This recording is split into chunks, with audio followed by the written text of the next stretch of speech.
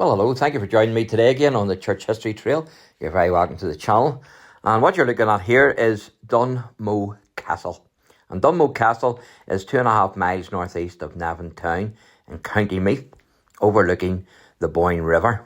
Now, the castle was built for the Darcy family in the mid-15th century, and it marked the western end of the English Pale.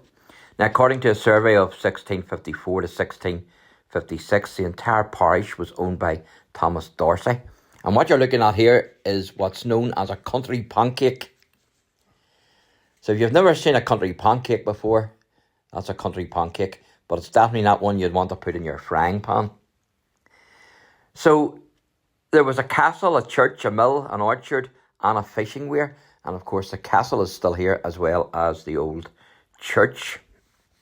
Now, during the Cromwellian period, the Cromwellian conquest of Ireland in 1649, the castle was fired upon from the south bank by passing English parliamentarian troops en route from Drogheda to Athboy. And of course, the castle only sustained minor damage. It wasn't a siege, it was just really pot shots as they were passing. And of course, this was during the time of Thomas. Thomas Darcy himself was born around 1611 and he died in 1660. So you can see the castle there, and you can also see the old church. And that's the church there actually contains the crypt of the Darcy family. Now, during the time of the Battle of the Boyne, fought on the 1st of July 1690, legend has it that George entertained King James II on the night before the Battle of the Boyne, and that the day after he entertained King William III. And that house there, that's what's known at mansion as Ardmulchan, or Ardmulchan, I'm not sure how to pronounce that. It's Ardmlchan house in County Meath, and that's the Boyne River there. And then just at the distance there is the ruins of Ardmulchan Church. That's the ruins of the 13th century Ardmulchan Church, whose bell tower actually sits on top of a 12th century Anglo-Norman moat built by the Norman Lord Hugh de Lacy. But that house itself that you're looking at, it was built by a wealthy Scot called Fitzroy Fletcher, who built it as a hunting lodge in 1904, some hunting lodge. It's really a Scottish house set in Ireland, because the architect was Scottish, as were all the tradesmen. Even the sandstone for the windows came from a quarry on his estate in Scotland. And ironically, Fitzroy Fletcher died in 1902 before the building of the house was completed. But getting back to the castle here, as I say, legend has it that that George Darcy entertained King James II on the night before the Battle of the Boyne, and that the day after he entertained King William III, the Prince of Orange, inspiring the rhyme, "Who will be king? I do not know, but I'll be Darcy of Dunmoe." Suppose you could say he wasn't putting all his eggs in the one basket. In other words, he was hedging his bets. He was trying to keep in with the both of them for whatever one won, because he wanted to keep his land and his castle. Now, George had already been declared an innocent papist on the 20th of August 1663, because he remained neutral during the Williamite Jacobite War of 1689-1691. He was able to keep his land. And that mansion is beautiful, isn't it? No doubt about it. So the last Darcy to occupy the castle was Judge Darcy, who died young in 1766. Now, there's a drawing of 1795 which shows the castle actually still intact here. But unfortunately, it was burnt down during the 1798 rebellion, and it lies in ruins today. But certainly beautiful scenery here, isn't it? You can see the Boyne there, and also the church, the old ruined church, where the Norman mound is.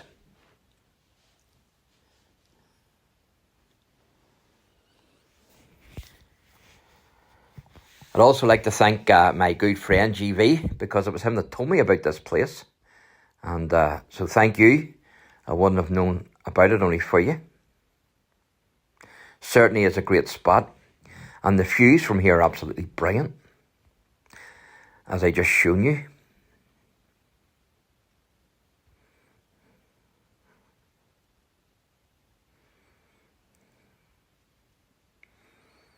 I'm sure this castle was pretty impressive in its day.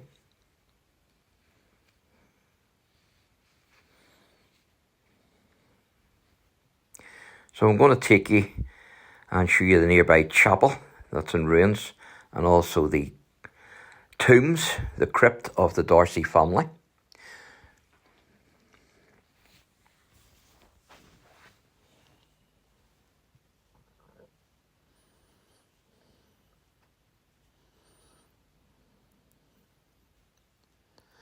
But you can understand why the man built the mansion house across from the road, across from the Boyne there.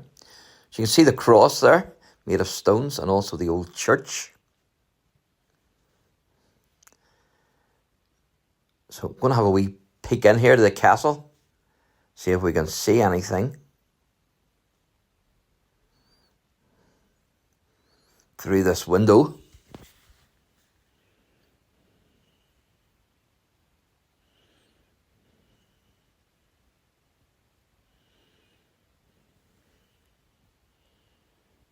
You can see a bit of brickwork, that's about it.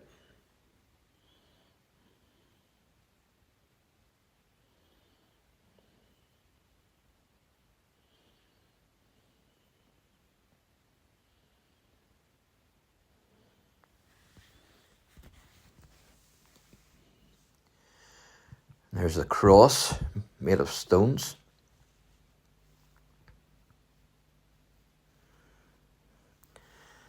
So I'll take you down here and let you see there's Jim. Hey Jim. I'll take you down here and let you see the church and also the crypt of the Darcys. Now you won't be seeing any bones or any coffins, so don't be panicking.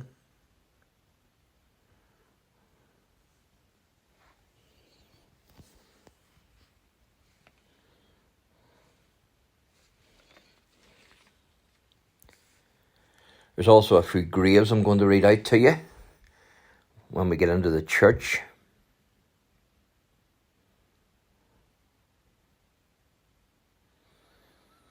But even today, that castle, even though it's in ruins, it's still pretty impressive. Same as the church, isn't it? The fact that you've got that mansion across the Boyne there, you've also got the church here, the castle, and then you can also see the mound, the Anglo-Norman mound, and the old ruined church that's built in it. A lot of history here, folks. There's a cross.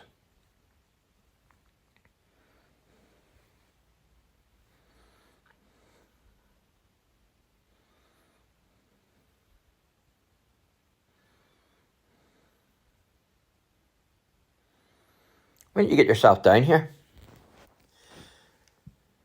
Check it out for yourself. Absolutely fantastic.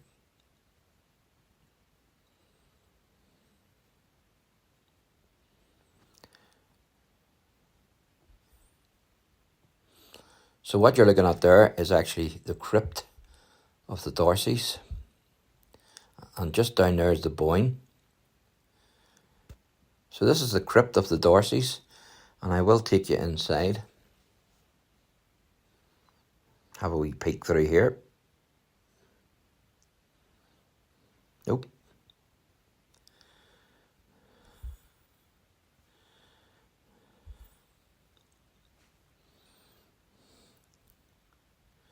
So this is definitely still in good order, this crypt. Better order than the church is in.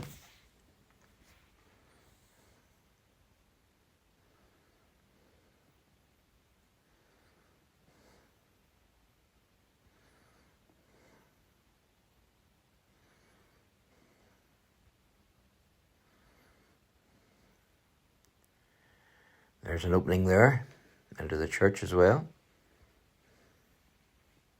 Very nice.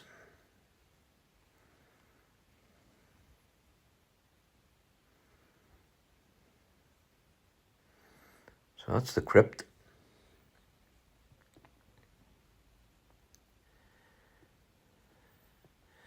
And that poke there, that's a Darcy grave. I'll read that out to you when we get over there. But I want to read this plaque out to you. It says, erected in memory of Billy Goldrick, who helped restore Dunmoe Graveyard 2019. So thank you, Billy. Billy done a great job, and of course Billy has passed on.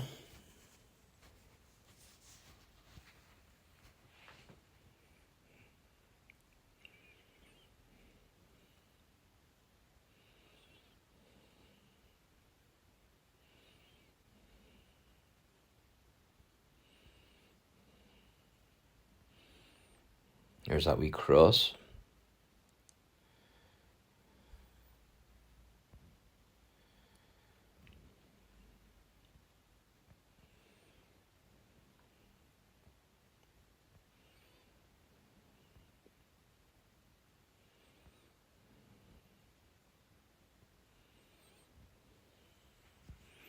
Unfortunately, the stonework here is crumbling. There will come a time when the stone wall will be no more, unfortunately. Castle's amazing, isn't it?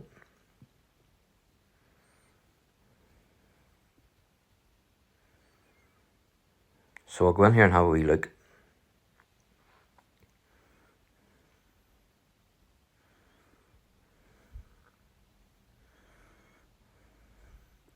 Just have to be careful where you're walking here.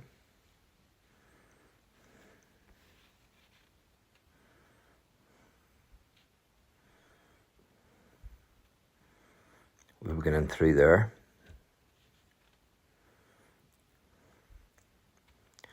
So this poke here says that it was erected by John Darcy in memory of his mother, Mary Darcy, who died 12th of June 1881, aged 47 years of age, and of his father, Patrick Darcy, who died 4th of July 1885. So that's a connection with the Darcy family. It's the back of that doorway there.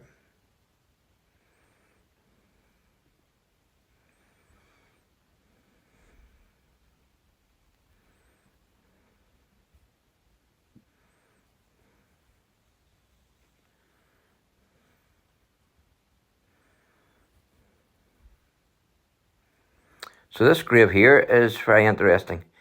It says, here left the body of Thomas Casserly, but the who is very much a big mistake. They've messed that up. It says, departed this life the 5th day of April in the year 1722. You can see the skull and crossbones there, and the year 1722. But you can see the who is actually messed up as well, so it is. Whoever was the engraver.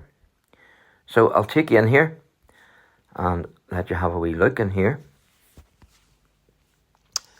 This is the crypt of the Darcys. There's the steps of the church.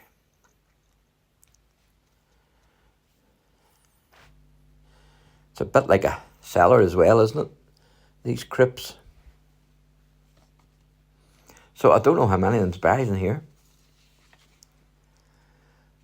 I would assume Thomas and also George is buried in here, as well as a few others.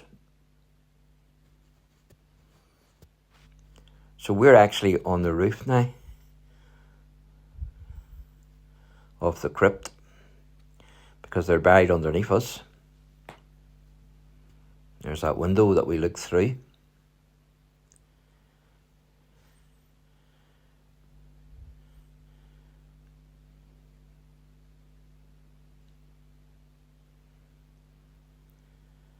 You can see the castle from here.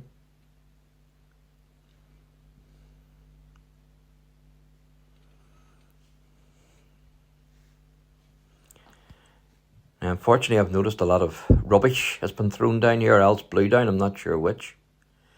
But it seems as if people have dumped their rubbish here. which I will show you shortly.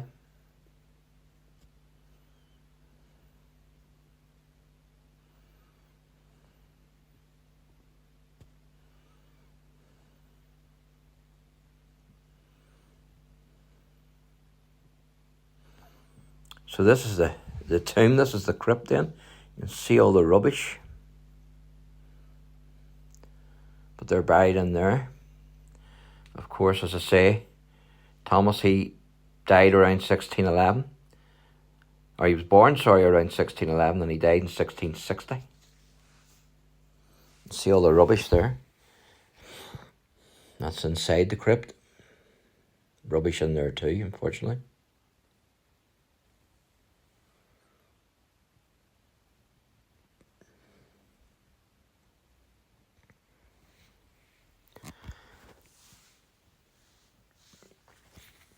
Don't know when George died.